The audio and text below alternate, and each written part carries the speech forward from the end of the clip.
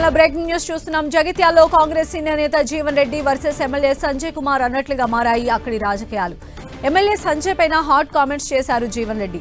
జగిత్యాల మున్సిపాలిటీని పూర్తిగా భ్రష్టు పట్టించారంటూ ఆరోపించారు. మున్సిపాలిటీని అవినీతి కుంపటిగా మార్చి కేవలం 5 ఏళ్లలో 16 మంది కమిషనర్లు మారేలా చేశారంటూ మండిపడ్డారు జీవన్ రెడ్డి. అంతేకాదు 8 మంది ఉద్యోగులను జైలుకు కూడా పంపారంటూ విమర్శించారు. ఇటీవల జరిగిన ఏసీబీ దాడులకు కూడా ఎమ్మెల్యే సంజయ్ కుమార్ కారణమంటూ ఆరోపించారు. పని చేయలేకపోయిందా, లేకుంటే మీకు సహకరించలేదని చెప్పిన వాళ్ళని పంపించిందా మీ అవినీతికి అవకతవకలకు?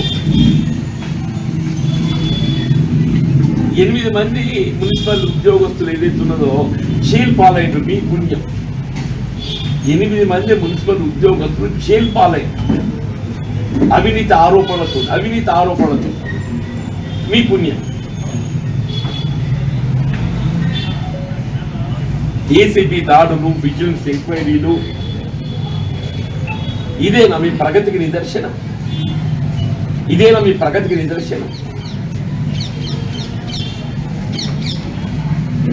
చివరికి ఏదైతుందో